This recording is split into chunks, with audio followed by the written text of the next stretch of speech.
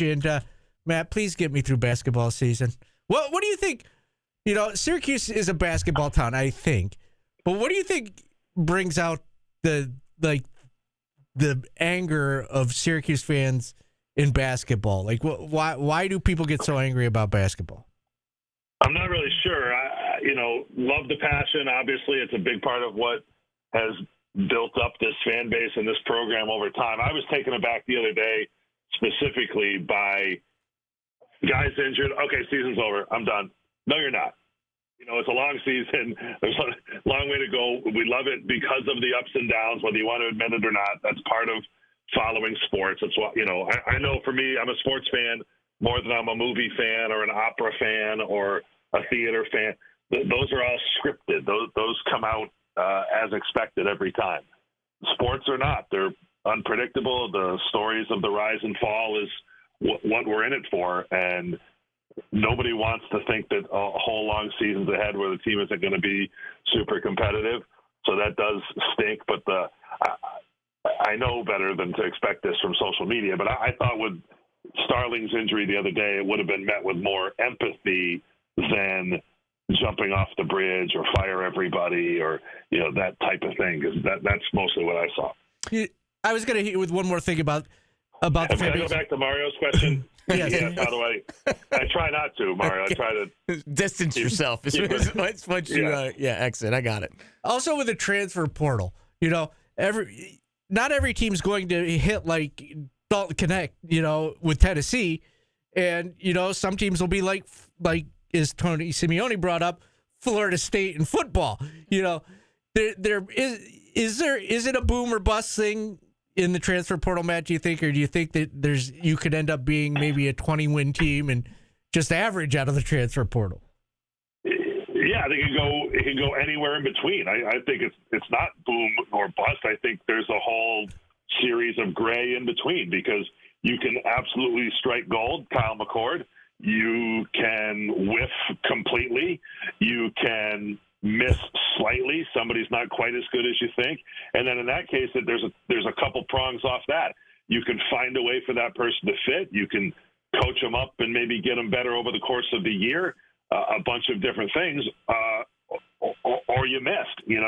They're just not good enough, or they're a misfit for your program, or they don't play as well as they have in their previous institutions. Or again, this is all human performance. So these guys are paid a lot of money to do the best they can to predict it. And then when you wind up with who's on your team, there's no trades, or there is free agency now, but not in season. There are no trades in college sports. So when you've got the roster you've got, right, wrong, or indifferent, you've got to make the best of it. So that's why you see all kinds of results. You see a person like a Dalton Connect's an extreme example of somebody who must have been under-recruited to begin with. Cam Ward's an example, the Miami quarterback. He had basically very few offers coming out of high school. He goes to Incarnate Word and tears it up, and then to Washington State, which nobody pays attention to. Pretty good there. And then obviously he's great at Miami. Dalton Connect was, Northern Colorado, wasn't even the player of the year in his conference, and then comes in and he's a stud, to a high degree for Tennessee. So it's about fit. It's about finding the right person. It's about recruiting acumen, landing the people you want, having the resources to bring in who you want, but also your judgment for talent and finding the right people in the pool. So it's very difficult, and you hope you get more right than wrong. Yeah, something that's come up multiple times on social media and in our chat is it an effort issue with this team on defense, do you think? I don't know about that. I think and I'll ask Red this tonight on the show, I don't think it's truly effort. He talks about heart. I do think there's some of that. Does everybody have the eye of the tiger? I don't really know, but I don't think it's for me to say. I want to hear him say it. He's exposed to them a lot more. Clearly, in rebounding, and the Tennessee game was the first game they got out rebounded all year, they are not going all out on the offensive glass for interest in getting back defensively. That is a strategic choice they have made, and they've still been rebounding pretty well. But I don't think they're lazy. Like, I don't think they're giving up. I don't think they're lazy. You look at Elijah, or you look at Eddie Lampkin. I don't know that he's lazy. I think he's a below the rim player that is not super athletic. It doesn't mean he doesn't want to. He just isn't a pole vaulter. Donnie Freeman probably is, but needs to probably learn what it takes to play at this level and keep up with the athleticism and physicality of other players. So I don't see a lot of laziness. And I have a very high burden before I'm going to accuse a player of that or say that word. I think we all, in a basketball camp context, you just alluded to it, probably the pass that Kyle Cuff made that got stolen for a pick six for Tennessee. You could use the word that was a lazy pass. To me, it just was a lapse in sharpness. I mean, that's a play that a guy who's been around as long as Kyle knows. He knows he's at this level. You got to snap off your passes. You can't, just think it's going to get there. And so that was underthrown and picked off. And so those are little examples like that. I have a hard time calling them lazy or calling out effort right now at this point. Let's see a little more. 5 hours, 5 hours before the game, Matt, we find out JJ's not playing. You're taking out 20 points out of your starting lineup. Where does this team turn to with him sidelined? Well, they just need other people, but you can't. You have to start with the idea they're not going to completely replace a guy that plays 37 minutes a game and scores 20 points a game. They can't be the exact same team. Now, we're kind of thought maybe it would exacerbate accelerate getting Chance Westry in there. Maybe he becomes something. Can Kyle Cuff offer more? Maybe he can. Elijah Moore clearly can score. He'll play a little more. That's a positive development. So it's going to be a lot of those pitching in. It may be altering who they go to and what type of shape and approach they have on either end of the floor. But you can't replace JJ right now. Veteran, what Coach Saddleton said on our broadcast the other night, I think was really important too. Forget about the stats. He's a guy who's going to come into this environment at Tennessee, and they probably weren't going to win the game with JJ at Tennessee. But without him, they didn't have somebody that was that kind of calming influence, that was a better bet to keep them from getting buried right off the start and that kind of thing. So there's no way around it. Any time that they've lost Starling is a significant setback. Paulie and I have been going back and forth early on in the show about Elijah Moore. And in the last two games, he's definitely been the spark plug for this basketball team. Like, how do you balance playing Elijah Moore offensively and defensively? Like, where is that balance? And do you think this is a kid that should be put into that starting lineup? Obviously, we're not Adrian Autry. We get it. Yeah, I mean, that's certainly an option, and he could be in there. But again, I think people are missing. The coach has answered this over and over. Now, you might not like the answer, or you may disagree or not see his way of thinking. Jaquan Carlos is in there to run the team as a veteran, and he's going to work in the other pieces. That is the head coach's stated position. Is he going to wake up someday and change it or change the mix or think that Elijah offers more? He very well may. I think you look at, let's say, in the case of Starling being out, Lucas Taylor got the starting spot. You may say that Elijah Moore offers more and certainly does on the offensive end, and maybe he gets in there more. But my feeling is this. I just looked it up, anticipating you guys would ask this, looked up how much do you want him to play? Yeah. Right? So there are three freshmen in the conference that are averaging 25 minutes a game. Three. One of them is Donnie Freeman, and the other two are the two studs at Duke. So Syracuse historically has, under Coach Boeheim, has played some freshmen buku minutes, most notably O'Shea Brissett and Tyler Ennis, Jason Hart going back in the day. Johnny Flynn, I think, led the conference in minutes. So it's not completely unprecedented, but I don't think Adrian Autry is built that way. He's bringing people along. He's not stupid. There's no coach who willingly puts better players on the bench. Everybody wants the best players on the floor that are going to help them win games. Now, they may be thinking about it in a different context or a longer-term point of view than Joe Fan is. But I think Elijah will continue to play more. Right now he's at 17 minutes a game. Does that go up here in the certainly with JJ out, that's going to be north of 20. But I don't know how much more of that is going to be. He is a legitimate scorer. He offers that. So, and there's trade-offs with all of it going forward. You put him in, you got to take somebody out. So a part of that ramble is to say, too, that Autry does, at least right now, play more players. His message to the players is, I need you playing 100% all the time, and if you need a blow, we'll get you out and we'll put you back in. I never heard Coach Boeheim say that. Never. Coach Boeheim played zone.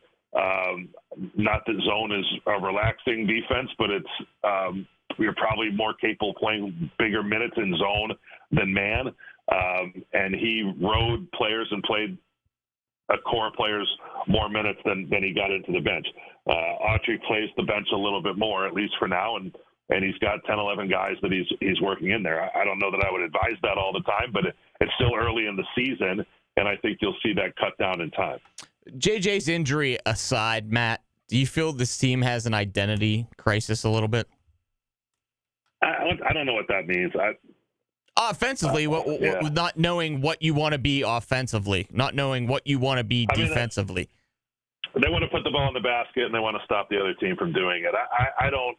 Well, coming into the year, I preface that. Coming into the year, Adrian Autry said that this team was a very good three-point shooting team. This team needs to get out and run. We haven't been able to see either one of those. Coming into the year, we thought this team defensively, man-to-man, that would be the case, and you touched on that a little bit. I guess I'm looking on the offensive side of things. Yeah, I'm just never one that ever really pays much attention to identity. I don't look at a team and go, oh, this is their identity. You're either good or you're not good. You're successful in scoring or not scoring. I mean, I don't know if what you're getting at is stick to one defense or play a style that is prettier here. I don't really know. I mean, obviously, when you do have an injury, it potentially throws a wrench in that. It was interesting, the comments that in the story that Mike Waters wrote, the comments from Rick Barnes, that, they look at the tape, Tennessee does, and they do see an identity. So I know what Red kind of wants the identity to be, but if I'm a coach or I'm looking at a team, it's not who's closer to their identity, it's who scores the ball. I hate that expression. Who scores points and who prevents points? Who wins games? Who cares what your identity is? I just have never really. I guess I've had a hard time. Where is that scoring coming from? Is that? I mean, he wants to go inside. I got it. I get. I guess what I'm getting at is, I think they've got their work cut out for them to improve, and they've got to find a way. There's any number of ways that you can do it. In other words, sticking to an identity, if it isn't working, what good does that do you? We know who we are. This is how we play, but it doesn't work. That doesn't make any sense to me. So, to me, they're just a little short here and there. I think you can go down to pretty much everybody on the roster. I would say, save for Elijah Moore has offered what was expected. Donnie Freeman, for a freshman, for anybody, but certainly as a freshman, has played well relatively consistently, as much as you can expect 7 games into a major college career.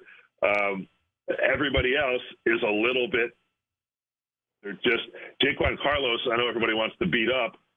He needs everybody else to kind of do their part for it to look like he's doing his, right? His job is to distribute. Like if everybody was making shots, Jaquan Carlos would average 14 assists a game, but they're not, and, everybody is kind of aware of who's underperforming. I think Chris Bell is not getting one thing for me, an observation, whether this is an identity thing or I just don't use that expression. Yeah, I guess cohesive would be the better term. Like this it hasn't looked like a cohesive unit more than identity. Yeah, I don't know.